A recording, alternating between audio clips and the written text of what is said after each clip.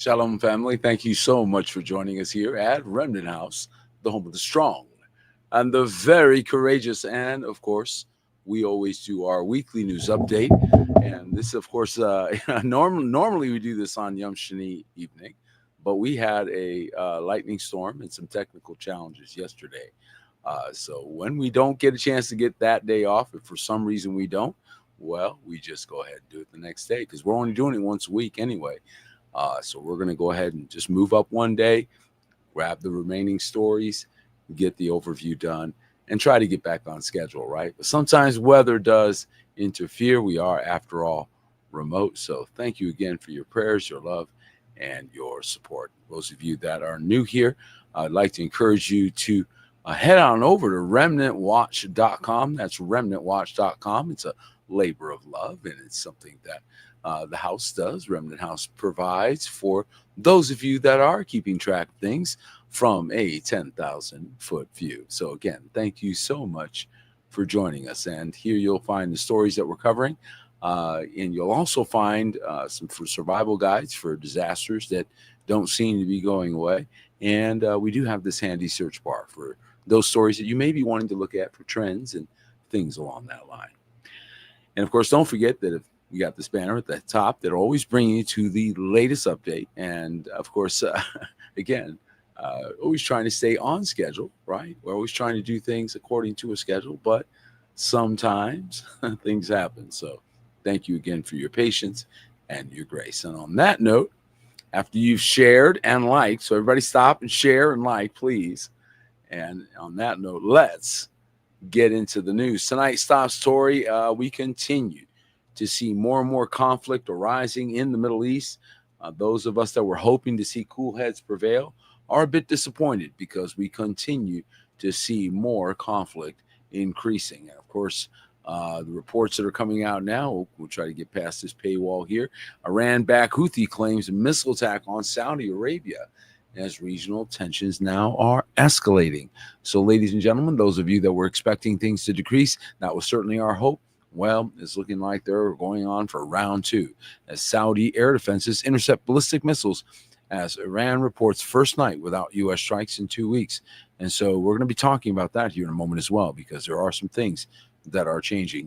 Yemen's Iran-backed Houthi rebels claimed a missile attack on the southern city of Jizan on Saturday after vowing retaliation against the kingdom for attacks this week. Iran, meanwhile, reported no strikes overnight on Saturday for the first time after 2 weeks of U.S. attacks. The Iranian Health Ministry spokesman Hossein Kamampur said Iran had a peaceful night. In a post on X, tensions, however, remain high. So just because there weren't any missiles launched doesn't mean they aren't preparing for another barrage. And so, folks, we need to continue to pray for our brothers and sisters in harm's way in that region of the world. And after all, we are looking at some pretty morbid situations there. It's pretty sad, but unfortunately, that's reality. When we have less than intelligent, less than wise solutions to conflict, well, brute force is generally what we see before wisdom prevails. So, unfortunately, we're going to continue to see this nonsense until people run out of bullets or decide that fighting just wasn't as productive as they thought it was going to be. Speaking of fighting, a tanker hits mines in the Straits of Hormuz. So again, this area continues to be a challenging area for oil transports, of course, and affecting world oil markets, as we'll see here in a moment. So a tanker does hit a mine in the Strait of Hormuz as Iran intercepts 6 vessels. And so an oil tanker blew up in the Straits of Hormuz. This is lots of money that just went out in smoke after hitting a mine on Sunday, according to Iran's military state-linked media, which also claimed that the Islamic Republic had intercepted at least 6 ships in the past 24 hours. So the battle for control of the strait continues. The battle for authority, if you will, over the strait, over the waterway, which of course is an international waterway. So this makes it open game for piracy, if you know what I mean. There is no land, so therefore it is now a battle of waterways. And those of you that know anything about maritime and know anything about the ways of the sea know that this can get very dicey and very dangerous, as it already has been. So it's going to get probably worse before it gets better. I wish we could report that it was going to be wrapped up here in a week, but unfortunately it doesn't look that way. And now the U.S. is mulling plans to snatch uranium from Iran's nuclear facilities in probably what's considered the most sophisticated op in history. So now it's in the New York Post. So much for secrecy. American special forces are waiting on the wings to launch the most sophisticated operation in military history to seize Iran's enriched uranium from heavily fortified nuclear sites. Let's advertise it, folks, guys. Let's do that ahead of time. Let them know they're coming. I mean, does anybody else think this is crazy? Like, what is this, a movie we're watching here? They're going to let us know what the next scene is? Goodness, this sounds so silly to me. I'm sorry, but when military plans are being put in the newspaper, okay, when they're telling you military plans ahead of time in the newspaper, you got to start wondering if this is just all theatrical nonsense, because, folks, there is no place that you won't see a real conflict where they're going to announce ahead of time what their plans are going to be. So this makes me suspicious that what we're looking at is theatrical performance, but I digress. Let's go on and take it seriously. Right now, of course, we slowed down. Why did we slow down? Because we defeated the enemy? No. Because the U.S. is running out of missiles as Trump halts U.S. strikes, plus a team analysis Ukraine's bold Caspian Sea strike on Iranian ship and the message Kiev is sending to the White House. So the U.S. has halted its strikes on Iran, creating a sudden pause in a conflict that has raged for weeks. This is, of course, behind a paywall. But I thought it was very fascinating that, they make it sound like, oh, we're going to pause here for a peace opportunity. You guys ran out of missiles. That's why you're pausing. Okay, who are we kidding? You ran out of weaponry. You ran out of ordnance. And as a result, we are going to continue to see restocking and probably more conflict. So again, this is where the tit for tat, and this can go on indefinitely.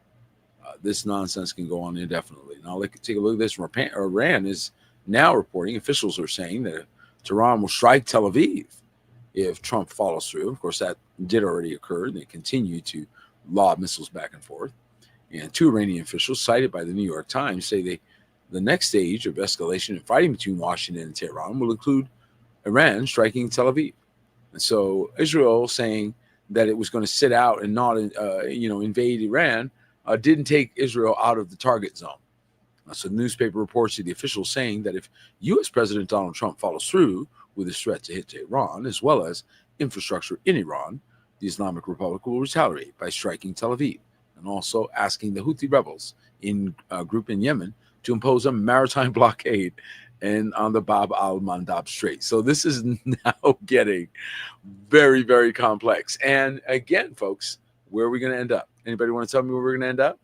At a table, ladies and gentlemen, where we all started. So they went out and did this exercise, spent billions of dollars in ordnance for no darn reason.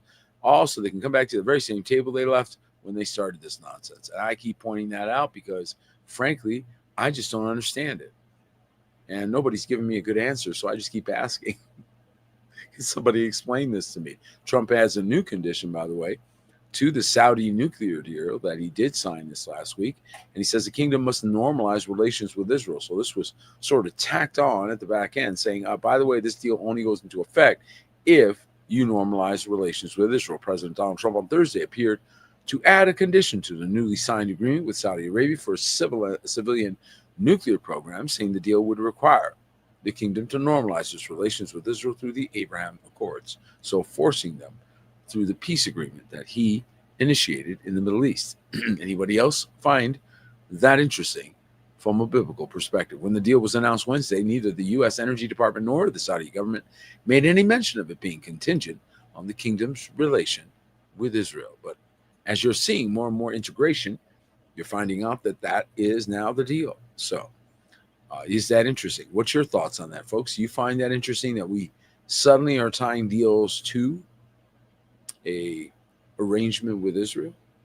Who finds that fascinating, considering just this week we had a vote in the U.S. Congress concerning the merging together of the U.S. military and the Israeli military. Iran, its military is now targeting U.S. bases in Bahrain, Jordan, and Kuwait as a result of this conflict. And so those who have loved ones overseas in those places, we ask for prayer for those because obviously they're in harm's way. Tehran says any facility or base in the Middle East used by the U.S. military to launch attacks on Iran is a legitimate target for retaliation. And Iran's military said on Friday that it had targeted U.S. military bases in Bahrain, Jordan, and Kuwait in retaliation for Washington's latest strikes in the country. This morning, the fuel tanks, large equipment and warehouses and silos, and the barracks of the U.S. terrorist army forces in the Isla Air Base in Bahrain were targeted by Arash kamikaze drones, the Iranian army said in a statement carried by state TV. Those that may not know what a kamikaze drone is, kamikaze actually goes back to World War II, where the Japanese fighters, in fighting with U.S. warships, would fly their jets directly into the warships, is a suicide mission, taking out parts of the ships with their death. So kamikaze is a suicide mission, and so they're saying these drones are essentially destroying themselves as they attack the vessels or the target that they are attacking. So it's very dangerous weaponry, and we are in a very dangerous time. Okay, and of course the United States is vowing retaliation. So tit for tat's going to continue, folks, as the U.S. is saying, well, Trump vows Iran will pay. You will pay. You will pay. They're all paying. Everybody's paying. Everybody's paying. Trust me, nobody's getting away from paying. They will die. They will pay for U.S. deaths as mediators push a truce. President Donald Trump vowed that Iran will pay for killing 3 U.S. soldiers in recent days, even as mediators, and proposed a new truce in the Middle East. War widened further. And so, again, the more groups that get involved, the harder it's going to be to coordinate any form of truce or peace agreement. So this is what complicates this, because as long as there continues to be an expansion of the groups involved, i.e. the Houthis, i.e. Bringing in Lebanon, bringing in other elements into this, the more complicated we make this, the more difficult it is to wrap it up. That's why the sooner it gets wrapped up, the better, because the more it expands, the more difficult it is to bring everybody to the table. And where do we begin? So we got to come back to the same table that we left, guys, and there is no way around that. And now Iran is threatening an entire full-scale offensive. No political border will be safe if the U.S. airdrops don't stop. So they have been threatening retaliation against any nation, anyone, anywhere that is supporting attacks against Iran's sovereignty. And so this is going to continue to be a threatened state. The Iran conflict threatened to boil over on Saturday after a senior Iranian advisor threatened a full-scale offensive operation if U.S. airstrikes didn't stop. Now, airstrikes did stop. So will that mean that maybe we can have some cooler heads prevail? All right. Well, let's see. They're restocking missiles. This is a good time to maybe go sit down and see if you can work this out. Otherwise, I doubt very seriously you're going to have any quiet going forward. They're probably going to bomb some more. And so now Trump is finally, I think, pulling a bit of an ace card here. Trump is suddenly threatening Iran's last untouched nuclear site. Experts say the deeply buried site may be beyond the reliable reach of the GBU-57 massive ordnance penetrator, but it doesn't matter if it doesn't actually hit it, if it can close all entrances, if it can destroy all inroads and exits. So again, it doesn't matter if it can actually attack it. It can make it inaccessible, folks. And so President Trump is threatening to strike Iran's deeply buried Pixax Mountain nuclear facility, a site that the United States previously thought left untouched while bombing the country's other major nuclear sites, raising new questions about what may have changed.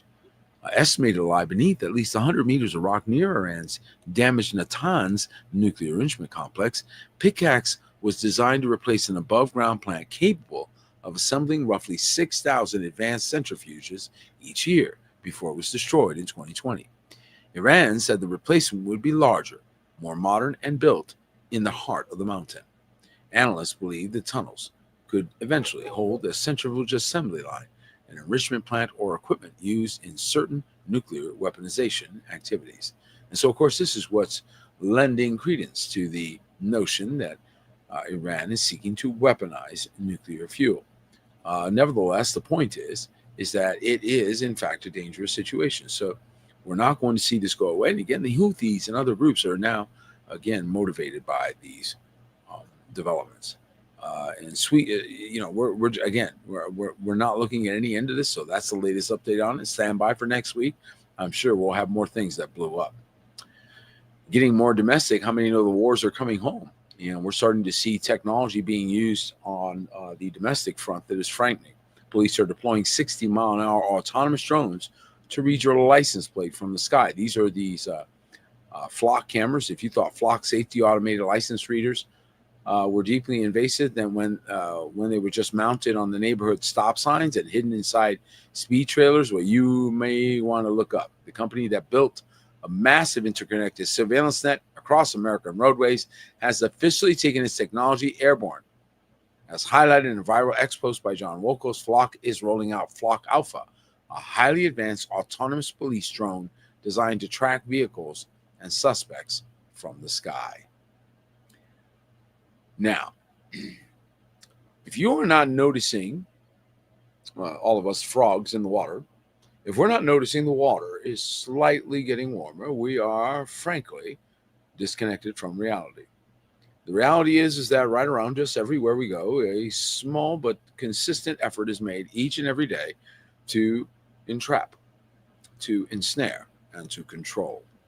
This is a dangerous foreboding for the days to come. What is now being introduced will then be normalized.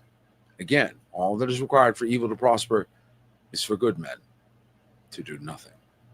So, the question is, where's my grandpa brigade when we need them, right?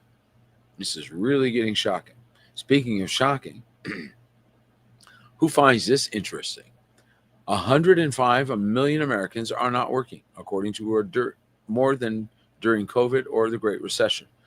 So while America is having conversations about things that frankly don't matter to most people, the average person is suffering terribly. The number of adults who are not in the labor force, so that's what that stands for, suggested to an all-time high in June to 105.8 million. The record comes of a massive surge of 832,000 workers dropping out of the labor force in June alone. That's nearly 1 million workers in just June alone.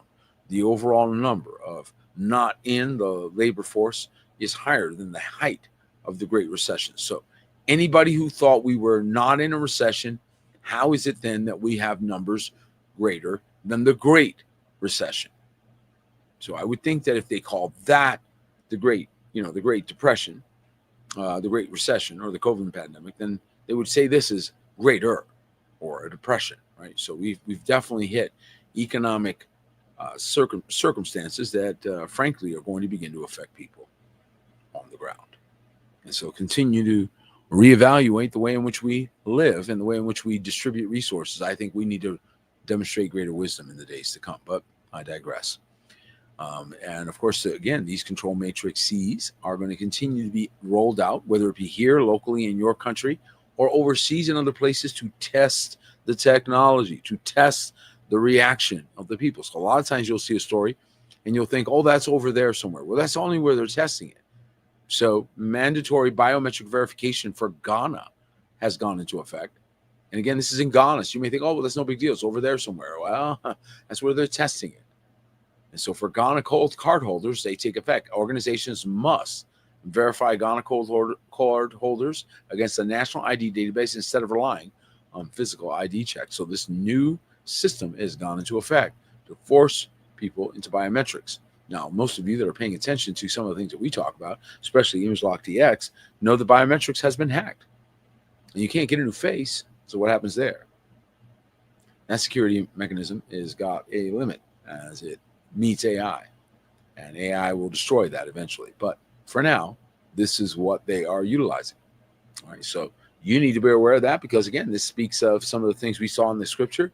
And, of course, many people concerned about the mark of the beast and monetary systems that are meant to control people.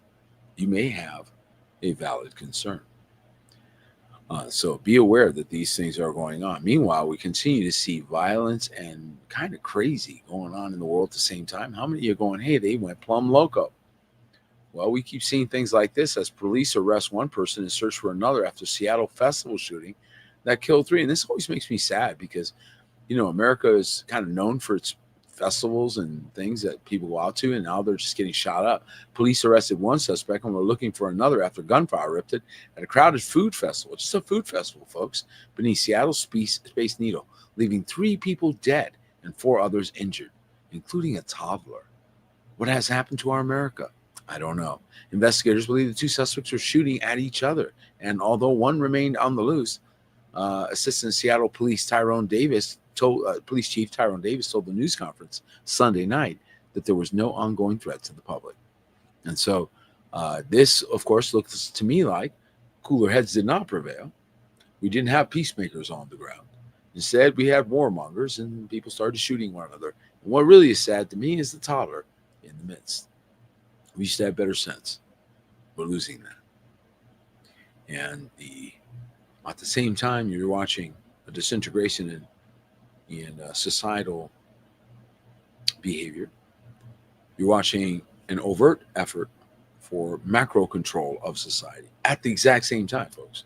So we're seeing a disintegration of moral fiber, of moral behavior, moral decency inside of your cities, while at the same time, you're watching a flock camera encircling of mankind happening real time.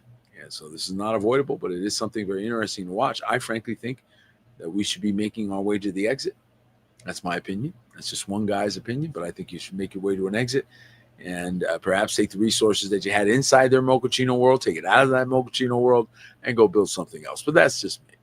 What do I know? I'm only part of the house of the strong and very courageous, who are not afraid of the wild. Speaking of wild, what's going on with Chick-fil-A? Anybody want to tell me what's going on with Chick-fil-A? I thought they were good guys. Weren't they Chick-fil-A? Weren't they the good guys? I don't know. Well, anyway, Chick-fil-A all of a sudden has got problems with their data management. Chick-fil-A customers in their states may have been part of a data breach. So much for all that data security, right? Chick-fil-A loyalty customers in some states are being urged to change their login after a cyber attack that may have exposed their personal data. How many of these do we got to see? You see, folks, without proper security systems, it doesn't matter. So, of course, now they're putting out this letter. Oh, dear Chick-fil-A customers, things went wrong. Yes, they did. Because you didn't have ImageLock DX, which would have prevented the entire thing. Full stop. Full stop. If you had ImageLock DX, it wouldn't have happened. So they'd still be outside going, just saying. Your kingdom's got game changer tech. Okay, so again, you're going to continue to see these hacks because their tech fails. It does fail. AI can break it. AI can crack it. And that does not bode well for those that are depending on these systems. So that's where the pressure is going to continue to build to find something else. That's why they will come and license what does, in fact, work. Speaking of not working, what's going on with the grid? Anybody out there experiencing some brownouts and rollouts? Well, the grid operators in U.S. central states are warning of potential rolling blackouts, which I believe are going to be very detrimental in the days to come, especially with the increasing of these data centers and along other things. The U.S. regional grid operators for 14 central states were warned on Monday evening that it could order rolling blackouts because the power system was on the brink of electrical shortfall due to record demand. Where's this record demand coming from? Due to record demand. I don't know, electric cars, data centers, and cryptocurrency. There we go. Several power plants unexpected triple offline, leaving reserve margins razor thin amid a heat wave in the territory stretching from North Dakota to Louisiana. And if I'm going to tell you something right now, folks, if every one of these houses had battery backups, if every single one of the houses were required by law to have 2 weeks of battery power backup, it wouldn't matter if a brownout happened. So this design that we have in this country is foolish considering the technology we know about and have available. Just saying. All All right. Moving on, French lawmakers are surprising everybody. They approved a sweeping social media ban for children under 15. I'd like them to extend that to children under 65. No, just kidding. I'm just teasing. But frankly, social media has turned out to be quite detrimental to the development of our society. France banned children under 15 from using social media on Tuesday, becoming the first country in the European Union to pass a blanket ban on the platforms as concern grow worldwide over the harmful effects of digital content on children. Both chambers of the parliament voted in favor of the measure, a flagship initiative of French President Emmanuel Macron's second term. The bill also bans the use of mobile phones in high schools, which I frankly think is a wonderful thing. I have no idea why young men or young women were bringing mobile phones to school anyway. You're supposed to be paying attention to teaching and understanding. I think digital devices are detrimental to that effort. So careful, folks, as we go forward. And staying overseas, staying over there in Europe, interesting things going on over there, and people are fleeing by boat to get away from Spain because there's apocalyptic wildfires which are driving 300,000 people from their homes in France and in Spain. So dangerous times there, and again that heat wave over there as well. NBC News spoke with residents as some of the Europe's most severe wildfires in decades threaten the Atlantic coast, including the tourist hub of Bordeaux. And so, again, Paywall's story, you're welcome to look at it on remnantwatch.com. That's remnantwatch.com. Okay, feel free. But it is an interesting time. Speaking of interesting or not so interesting, this is a bad news situation where millions of eggs were recalled over salmonella fears. Now, I am straight up going to tell you that this is an area that you really should remove liability for yourselves by either partnering with those who grow, have chickens, or getting some yourself. Because again, this is an area of vulnerability you just shouldn't have. And you got to check the eggs in your refrigerator. Health officials are investigating a multi-state outbreak. This is multi-state, guys, of Salmonella enteritis infections linked to eggs, prompting a massive recall. So 1.6 million cartons of eggs, or about 19 million eggs, because of the potential for salmonella, were recalled. So again, want to check the article and check and make sure your eggs are not part of that recall. And so it's a good thing to be aware of, and we like to make sure that folks are aware of that. And also something that you should be aware of is that you should expect things to cost you more money going forward. If the cost of fuel goes up, which apparently it will be, then that cost affects transportation, and as a result affects the net cost that the consumer is going to pay. So oil prices are rising above $95 a mark as Middle East conflict escalates. And this is good for some countries like Russia, where they break even at $60, I believe. So $95 means they're doing well. So are the Saudis, so are some other countries that can in fact sell oil. Global supply disrupted by the U.S.-Iran aggression in the Strait of Hormuz and Houthis threats in Bab al-Mandeb. And so the price of oil has now breached the $95 a barrel mark for the first time in 6 weeks. And unfortunately, it is likely to stay elevated because of the poor developments that are happening on the ground. So we're just going to continue to see this challenge, folks. You're going to have to start looking for alternative ways to generate income and augment your resources in order to endure these times. If you don't, you probably will have severe detrimental effect. That's being diplomatic about that. Okay. Elon Musk is saying that AI and robots will do so much stuff. Don't you just love him? So much stuff. We will run out of things for humans to do, he says, but we'll basically just issue money to people. Yeah, just basically. You know what, Elon Musk and all you buddies out there, can I just say this for the sake of all those geniuses out there? You know how you could fix economies all over the world? Since you brainiacs created all the bots, just give the bots wallets. Just give them wallets and let them buy things.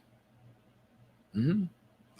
And as a result, the economy will rejuvenate. You'll have economic development going on. You'll be infusing, and you'll be doing it through transactions that people are expecting anyway. Just thought I'd say that because if you really want the bots to help, let them help conduct commerce and move things along instead of just clicking things for no reason. Because there's nothing more frustrating for a business owner to pay for advertising, get thousands of clicks and no sales because they were all bots. Hmm? All right. And now, of course, we're seeing AI doing some odd things. How many heard about this? OpenAI says its AI went rogue. That's right. This is being reported in the news just a week ago. And now we're seeing more and more of this. It's one of the things that we talked about. And one of the reasons why we developed some of the technology we did is because we knew this was coming. AI says its AI went rogue and launched an unprecedented cyber attack. Why? Because it's got control of its own sovereignty. OpenAI has revealed some of its most advanced AI models went rogue and hacked a startup after it lost control of them during a security test. The ChatGPT makers said its agent, an AI system which can operate alone after human instruction, was being tested in a controlled environment, but after finding weaknesses, was able to escape the test limits. Once again, if they were testing it within a container that was locked by image lock, the thing wouldn't have been able to get out. Once again, I'm going to say it real slow for the people in the back. If the container they were doing the testing in was secured by image lock DX, the rogue AI wouldn't have been able to get out for thousands of years. Just saying. So they're deliberately utilizing faulty security mechanisms when a solution is available. We will continue to say so until they think otherwise. It's just that simple. Wisdom is justified in your children. And now, of course, more and more teens are utilizing AI for inappropriate purpose. Wipe your shock look off your face because nobody is shocked by this. More teens are now what? Using generative AI to make explicit content, what parents should know about it. And this is dangerous stuff, folks, because it can really impact their psyche and their development. And as the use of artificial intelligence continues to proliferate, AI-generated sexual content is already impacting teenagers. Again, very dangerous. Nearly 75% of teens have seen online pornography, and more than half are encountering this type of content as early as age 12, according to a new research from Common Sense Media. So is it a good idea to shelter your child from utilizing technology unrestricted? Absolutely. The survey of more than 1,300 teens aged 13 to 17 showed that almost half of the teens reported seeing sexual content that they believe to be AI generated. And so, again, this is the kind of danger that you expose your child to when letting them just go ahead and play with the phone or play with their computer unsupervised, unrestricted. Again, it is a new world with new dangers and new perils. It would be wise of us to pay attention.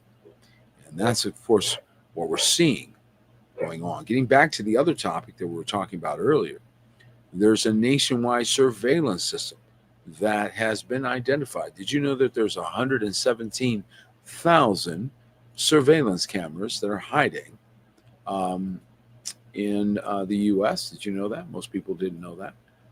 So yes, 117,000 surveillance cameras.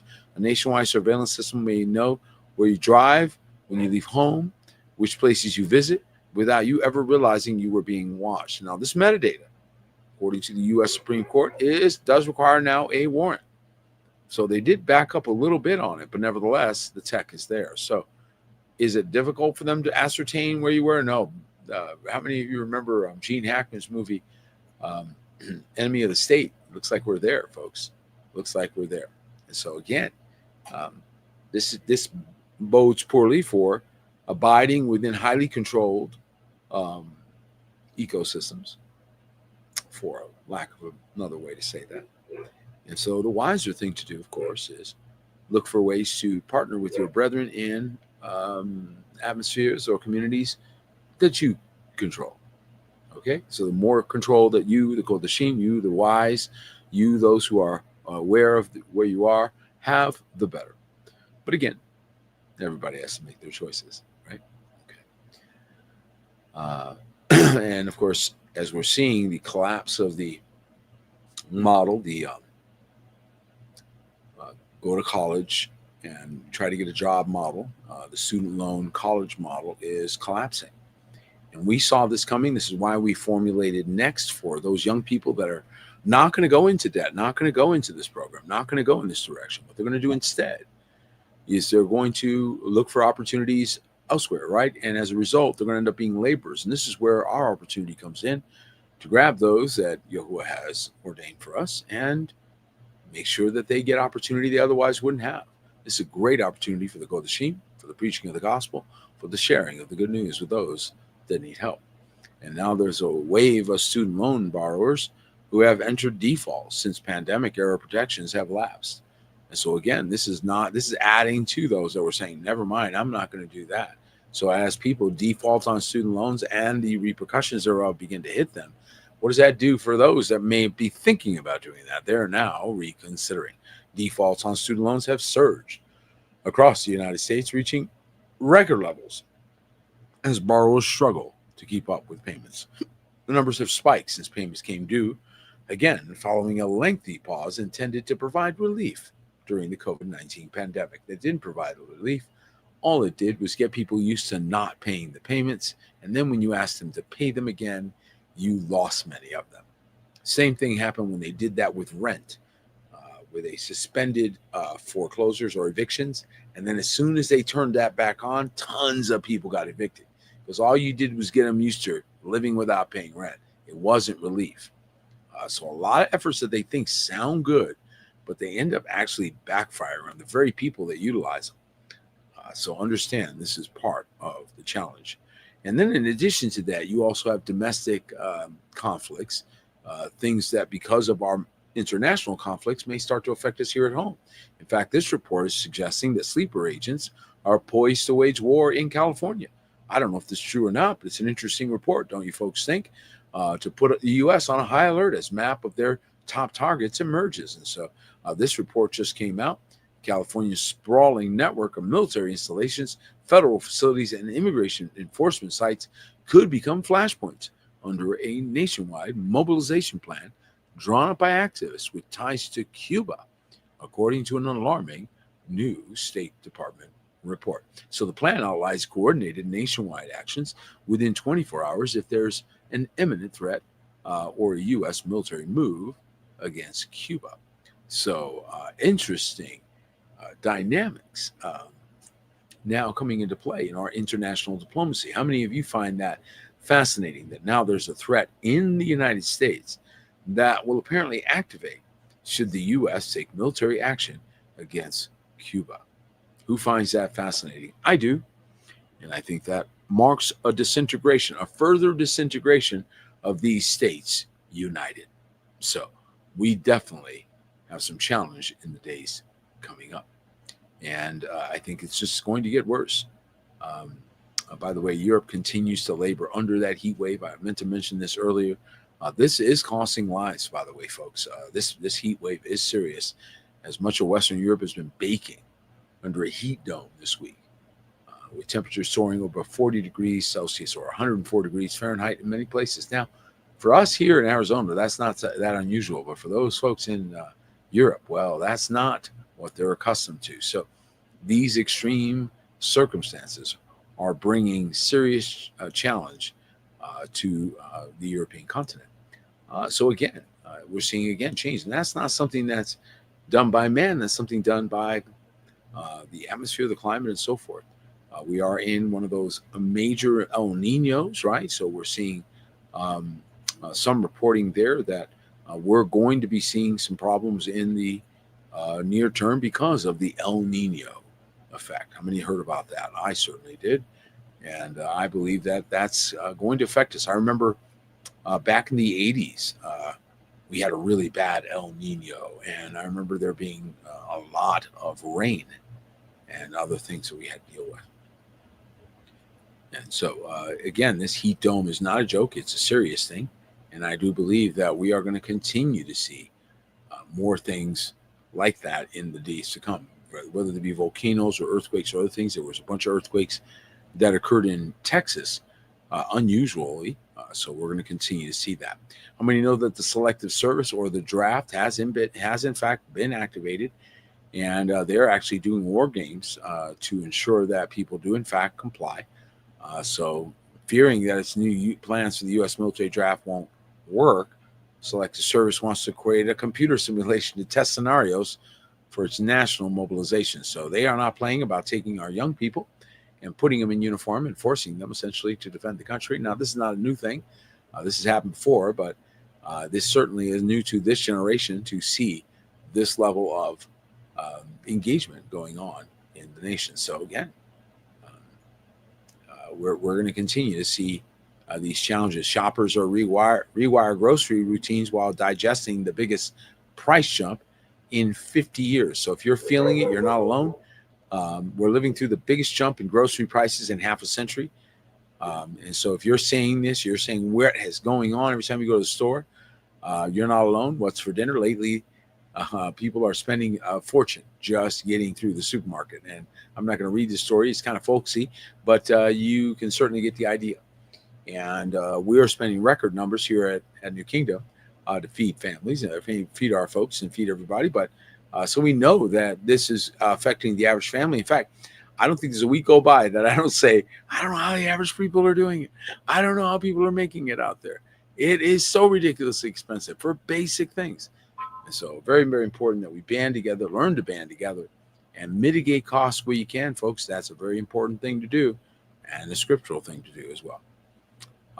We are seeing more terrorist type activity, and we saw this occur. Man accused of stabbing an Asian and Jewish man in New York, charged with hate crimes as he was yelling Allahu Akbar. So suspect Raul Morales, 51, was reported to have yelled Allahu Akbar during a stabbing in the Upper West Side near Central Park. Police Commissioner Jessica Thach has said. So again, we're seeing continued violence, continued hate crimes, if you will, that are, of course, stoked by a lot of the conflicts that we're seeing now, folks.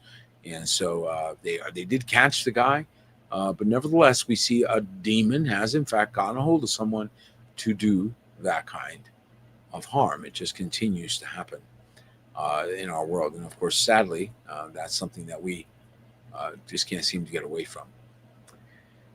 And speaking of stories that we can't seem to get away from, this one just bugs me to no end. So maybe I'll end here. I don't know. Maybe this will be my final story for the day. But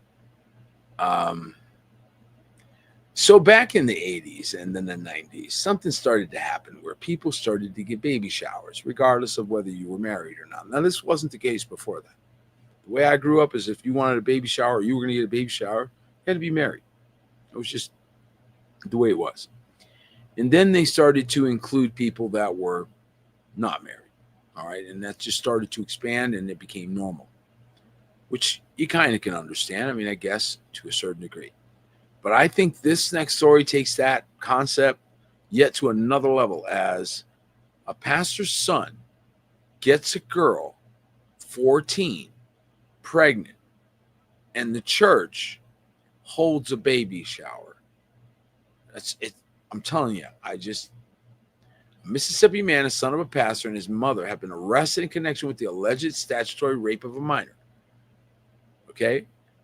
And the church held a baby shower. I kid you not. Throwing my arms up in the air, folks. I think we've reached the twilight zone. We've got cuckoo for Cocoa Puffs. I don't have an answer for this one. I'm so sorry. I wish I could explain some of the logic that we're seeing today, but I can't. Thank you, my sister. I just don't have an answer for this. And it seems to me insane. So, all the more reason for you, all my beloved brothers and sisters out there, to shine your light before men, that men would see your good work and give kavod, give glory to your Father in heaven. And so my encouragement to all of you is to not hide yourselves, not to put your light away or under a bushel, but instead to shine, to be great examples. In a world with bad examples, we need good ones. We need men and women to stand up and show themselves approved, a workman who need not be ashamed, rightly dividing the word of truth. Well, that's it for tonight. I pray this broadcast has been a bracha to you, an encouragement to you wherever you are. May the Most High bless and keep each and every one of you. Good night.